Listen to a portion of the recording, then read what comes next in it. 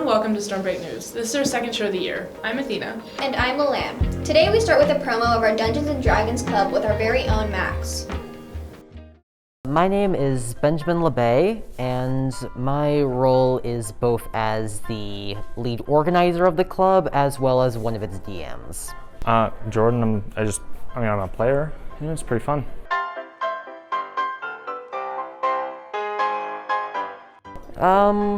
I was bored, and that sounded like something fun to do.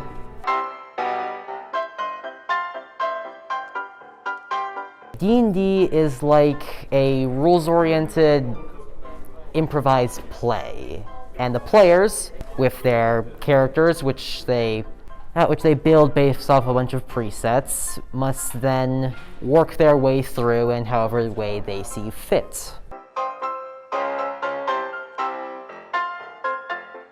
I first played it in about 6th grade, though I only ever started playing it seriously in 7th.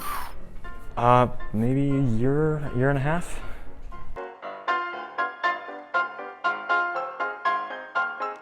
For the When, they're every Thursday from 3:30 to 5:30, and the room is, let me check, A213.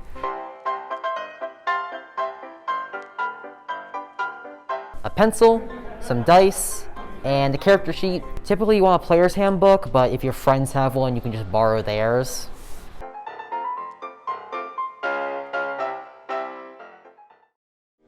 That looks like a lot of fun. Next up, we take a look at Summit's blood drive that happened earlier in February.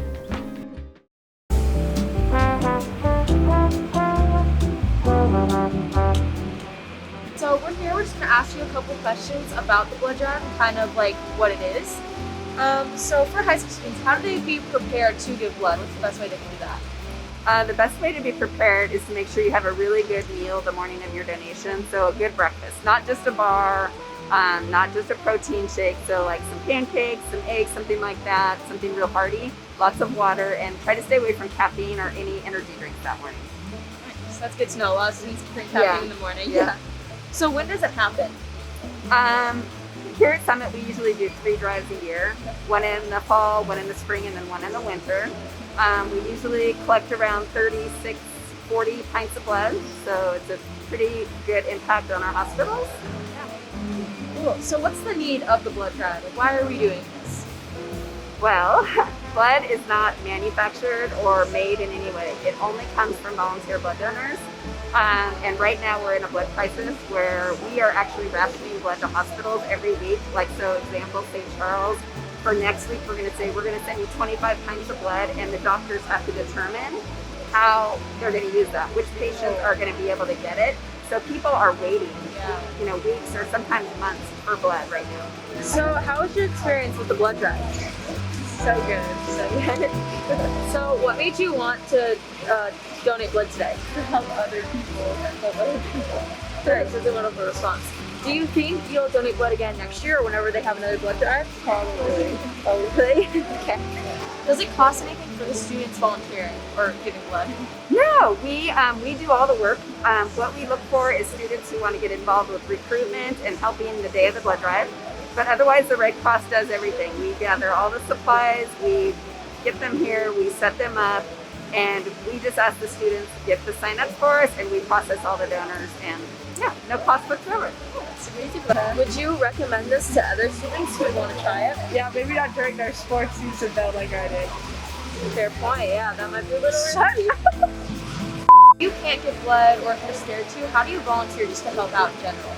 Yeah, if you're a student here and you want to help with the next blood drive, you can contact Sarah Warsaw in the Leadership or Honor Society, and she can sign you up, and we have opportunities to volunteer the day of the blood drive.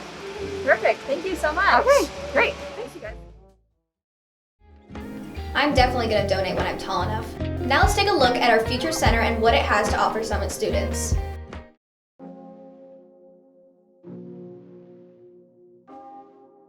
With the Future Center, what is the main goal or objective with the program? The name pretty much says it all. The Future Center involves anything not having to do with present-day school.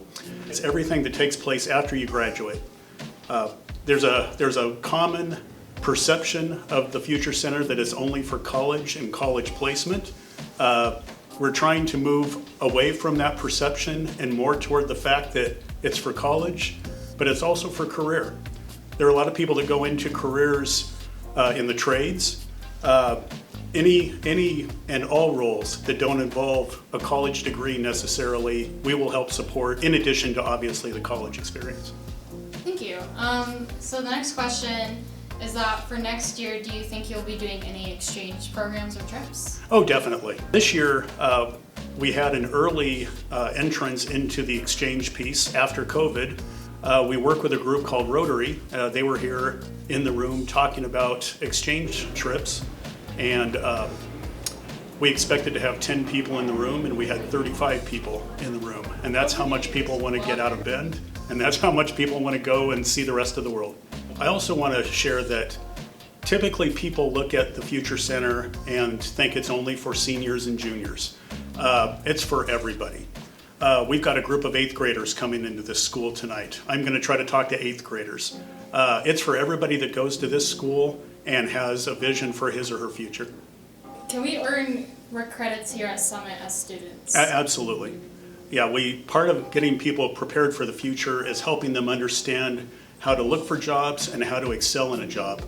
And as part of that experience, if a student has a job during his or her time here at Summit, you can earn a 0.5 in elective credit. You can earn 0.5 for internships.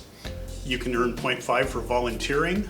There are a number of different ways that you can be involved in the community, both with work and with volunteerism, that can help you earn credits toward graduation, and it'll be an outside learning experience at the same time. Thank you, yes. Okay, and then final question, what kind of scholarship opportunities do you offer here at the Future Center? Scholarships fall into 4 different categories: local, regional, national, and what we call institutional. Institutional can be what the University of Oregon or Oregon State might offer in merit scholarships if you apply to their schools. I host workshops in which I talk about the best ways and most efficient ways to earn a scholarship and to apply for the most scholarships that apply to a student with the least amount of effort.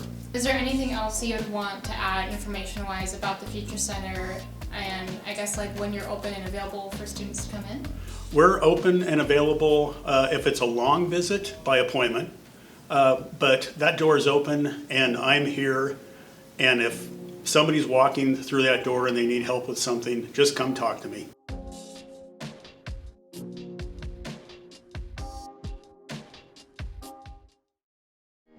I need to go and check that out for sure.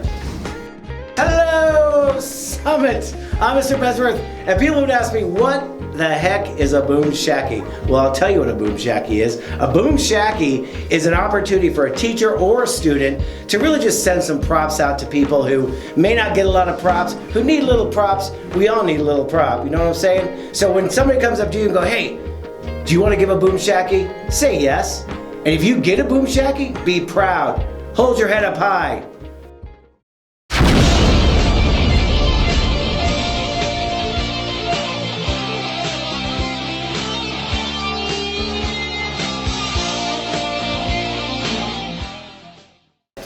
My Boom-Shackey Shout-Out goes to Mr. Ulrich.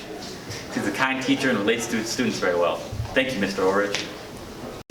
My Boom-Shackey Shout-Out goes to Mr. Meredith because he's an awesome teacher. Thank you, Mr. Meredith.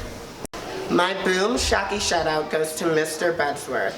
Mr. Bedsworth is my favorite teacher because he's so fun and just keeps the energy rolling even when it's a Monday morning and I want to run away. Thank you, Mr. Bedsworth. My Boom-Shackey Shout-Out goes to Miss Carol. Miss Carol, you always play the best music and you always have a positive attitude.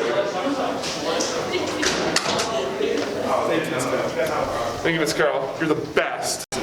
My Boom-Shackey Shout-Out goes to Carter Nelson because not only is he amazing, but he carries his table on his back and he always has a positive attitude. Great job, Carter. I got Boom-Shackey Shout-Out for Max Franklin right here. He did all these spots in the last week. Boom-Shackey.com. Those are awesome. Congrats to all those folks. Stay tuned for our next episode of StormBreak News, and thank you for tuning in today. Go Storm!